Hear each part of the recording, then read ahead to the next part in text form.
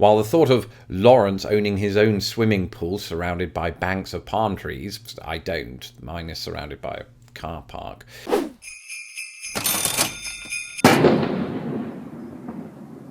Hello, I'm Lawrence and I'm on a quest to uncover all of the memos that Britain and America lost in the pond, and one of those memos pertains to perception.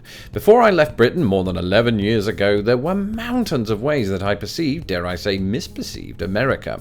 In the ensuing years, I've continued to be happily surprised by life in the brave new world, but there was a time shortly before moving here that I filled my head with lies. Mark Twain once wrote, and it's a view that I share, that travel is fatal to narrow-mindedness. Upon leaving our own nation for another, we should not only prepare to respect that nation's culture, but to a large extent immerse ourselves in it. That said, there comes a point, usually early on in the move, when this admirable sense of flexibility gives way, if only somewhat, to one particularly stoic conviction that I, the traveller in question, won't be changed. This internal conflict manifests itself rather heavily in the minds of a Brit upon his or her relocation to the US. I can say this unequivocally, of course, as one who has undertaken such a journey. We remain so steadfast in our defence of Britain, its food, its customs, its vernacular, that Americans may occasionally detect a level of resentment that isn't fully there. We don't mean anything by it. Moaning is honestly just a British pastime of which even the most optimistic Brit is occasionally guilty. Instead of facing up to reality and accepting that a place has more chance of changing you than you it, we tell ourselves little white lies designed, of course, to prevent this new place from leaving blemishes on our otherwise flawless faces. Some of us, that is. And so, without further ado, here are 5 such lies.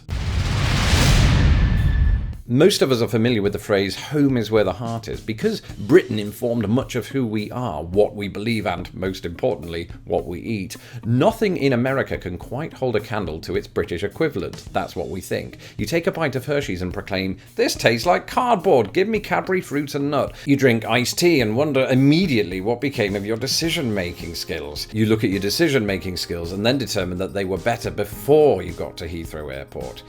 Actually, you determined that everything was better in the UK, except, of course, this isn't true. You just think it is because until this point you'd never known anything else, and because, when all is said and done, we are the narrow-minded people that Mark Twain was referring to. And sometimes, in the case of the Hershey's-Cadbury debate, we're simply just correct. Just kidding, I actually love Hershey's, but that's another story for another video. Here's point number 2. The second lie is perhaps the biggest of them all. Brits adopt this high and mighty attitude upon receiving oft-repeated comments such as, "Wow, which part of Australia is that accent from?" or "You sound so intelligent." But any perceived offence at these sentiments belies one very particular human need, being the centre of attention. Even the most introverted among us like to feel the warm sensation that comes with being noticed. Deep down, when you, the American, become the 8th person in a week to ask us, "How do you pronounce water?" our ice-cold retort is often a British way of saying, "Thanks." Becoming Americanized, at least in the eyes of those Brits you left behind, is somehow the ultimate sin. Once you move away, don't start talking like a Yank, joked approximately all of my friends before I'd even packed my first suitcase. Always remember that it's football, not soccer. The problem, if you can call it a problem, is that not only do we British inherit various Americanisms, but the process of doing so is utterly unavoidable. Picture, if you will, the confusion that would arise if I always refer to soccer, a term actually coined in England, as football when in the company of Americans, especially in light of the popular US sport of the same name. Of course, such broad modification to our vernacular could have interesting consequences if the next entry ever ceased to be a lie.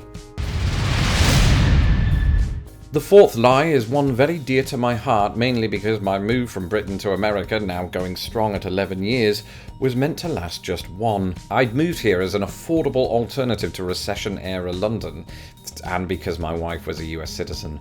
The agreement had been that we'd camp out in recession-era Anderson, Indiana, population 56,000, and wait for all of this to blow over. In the words of American cartoonist Alan Saunders, life is what happens while you're busy making other plans. Somewhere behind that otherwise modest and humble countenance of ours, we develop a narrative that contains the following delusional subplot. My friends back home are secretly jealous of me because I live where all the best movies are filmed. The truth is, people are rightly so caught up in their own lives that even the merest consideration of mine would be a stretch. While the thought of Lawrence owning his own swimming pool surrounded by banks of palm trees, I don't, mine is surrounded by a car park, sounds glamorous, it is not in any way a true depiction of American life. Feel free to binge watch all of my videos for more details. Thankfully, deep down, I think most of my British friends are more than aware of this fact. That's it for this episode. Please click the subscribe button to ensure that my videos don't get lost in the pond. A big shout out to all my patrons who make this channel possible. Without you, none of it would be, from the research, the technical equipment, and the origins of what you thought was a John Lennon quote.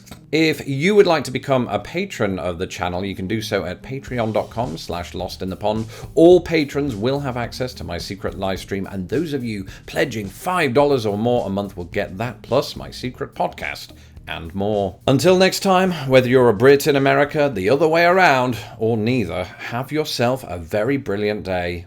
Goodbye.